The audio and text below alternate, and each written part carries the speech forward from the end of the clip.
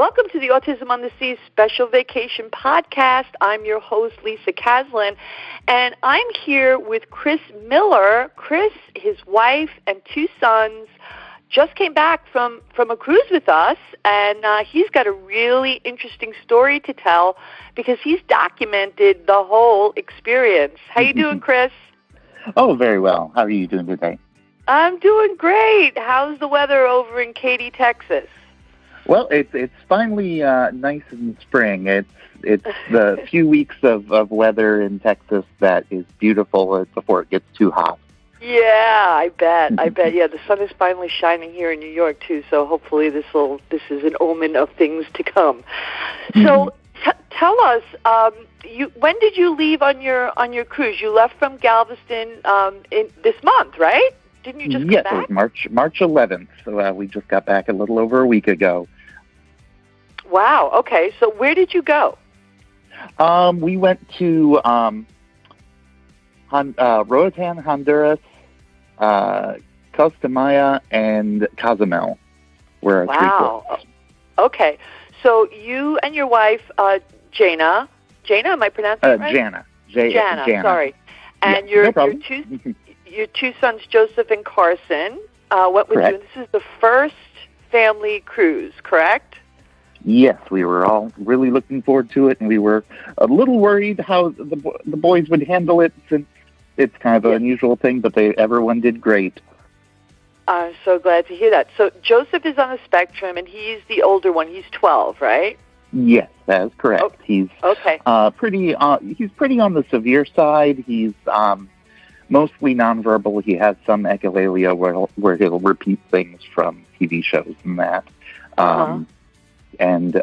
So he's a good kid. Occasionally we'll have a meltdown here or there, but for the most part, we were certainly grateful for the.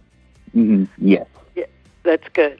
So were you? I mean, I know that you're starting this fantastic YouTube channel, Autism Anywhere, and you've got a site dedicated to it. So is this your mission now to kind of share your family's experiences traveling with a child on the spectrum and showing them that, hey, you can do this too?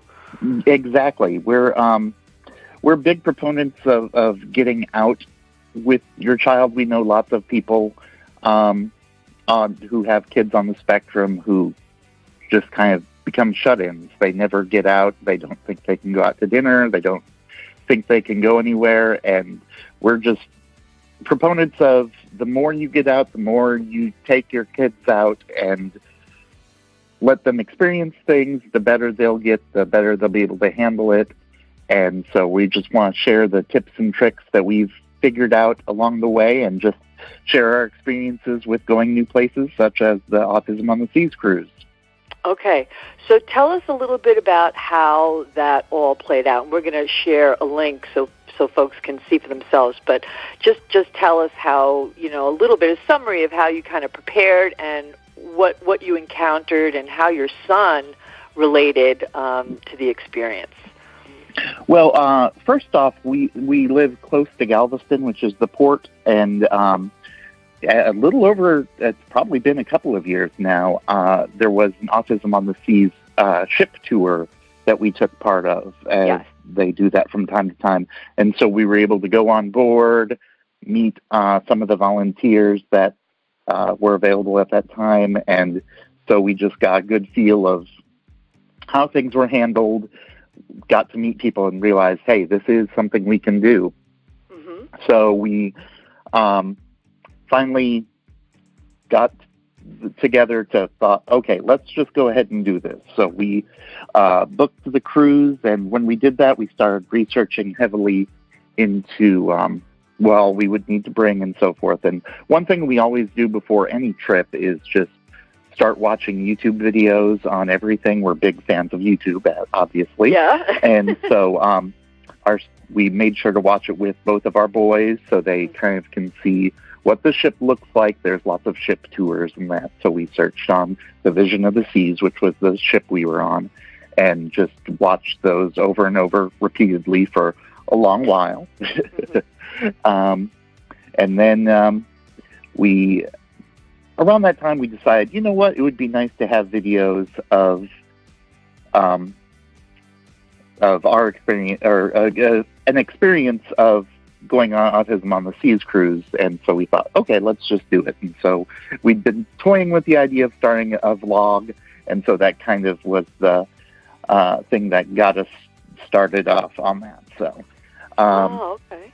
Mm-hmm. Great. So how was Joseph's experience? How did he interact with the staff? How did he handle meals? How did he handle activities? What was that like for you guys? Everything went excellent. The only issues were probably fairly typical for just sleeping in a new place. The first few nights, it was just kind of a little later night than usual, but the staff was excellent. Fortunately, the way it's structured is you meet them a couple of times before you drop off for respite, and so he got to know a few of the volunteers. So at the sail away party, and they do a private one-on-one meeting.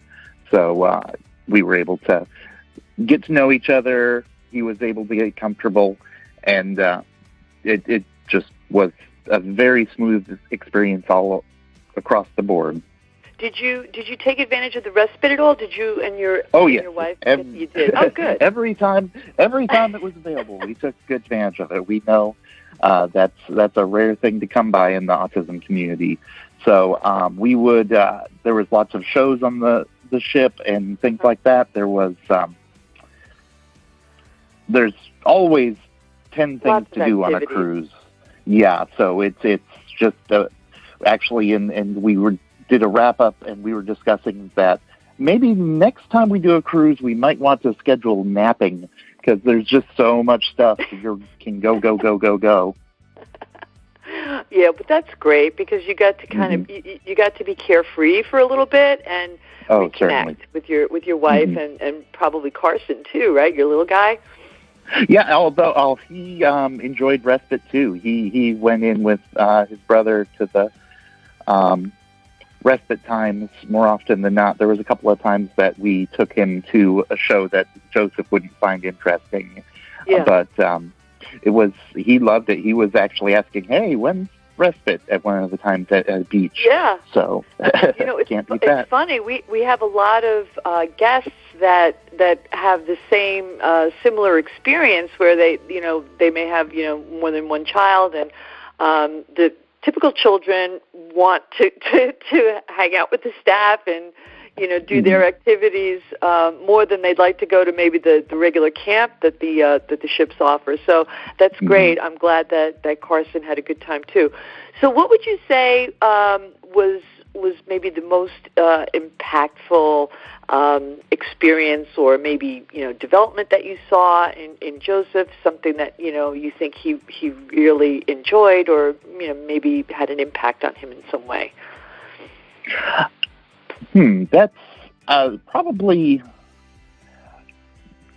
he enjoys travel in general. He's always enjoyed riding buses or riding in cars. So just the travel aspect of it, he seems to react well to.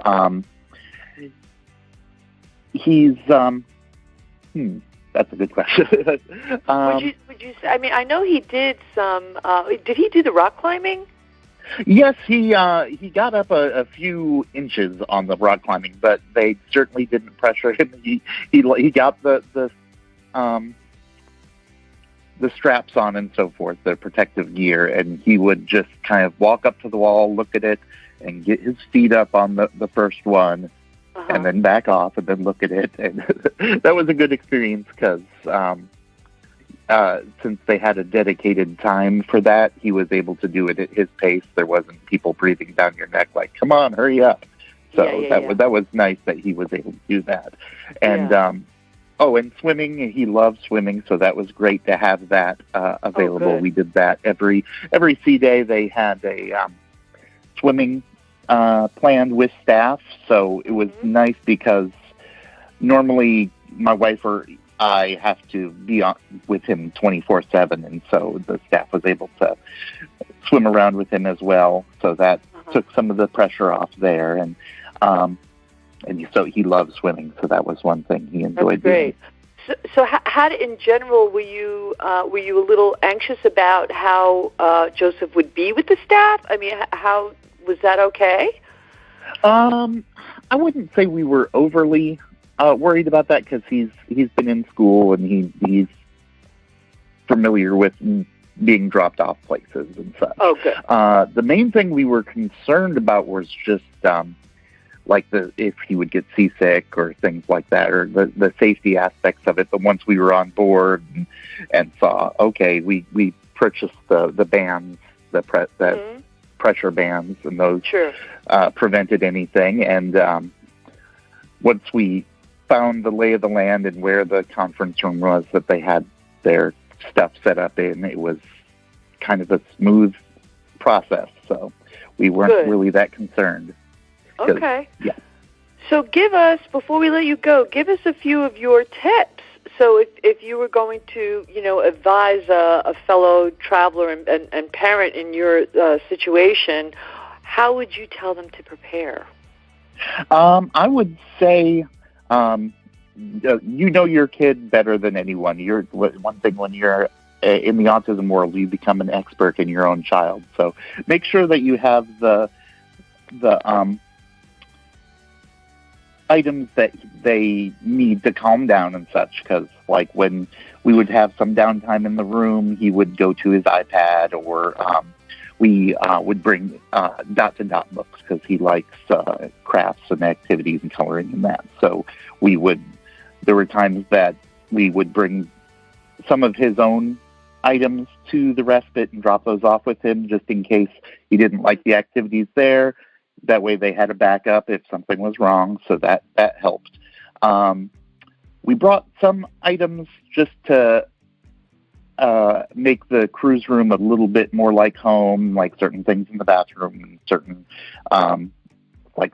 stuffed animals, things like that, just to help ease the transition. That helped. And just be prepared, essentially. Make sure you have backup batteries for iPads, and all that is always a good thing. And do you think that sort of the pre-cruise prep, watching the videos, getting Joseph kind of acclimated to this idea, showing him visual representations of what he was going to be doing, is that important for parents too? Oh yes, certainly.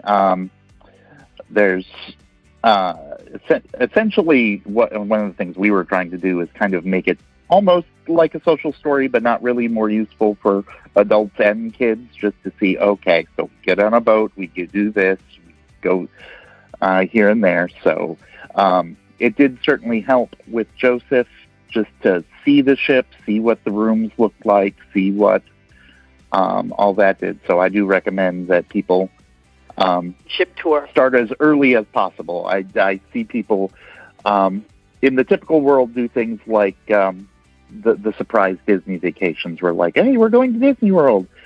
For kids on the spectrum, that's not something you want to do. You want to, the second you know that you're going, maybe start working the thought into everyday conversation. Yeah, good point. So are you going to cruise with us again? Yes, we are actually already scheduled for. Yes, definitely. We're going next summer. We're going to go to Key West and Coco Cay and one other place I don't remember. So. Oh, great! Good for you. All right. Well, we'll look forward to seeing that adventure on your channel, and maybe we'll catch up with you again to talk about it. How about that? All right. That sounds great. All right. Well, listen. Thank you so much, Chris, for your time, and all the best to your wonderful family. Oh, thank you so much. It's been nice talking to you.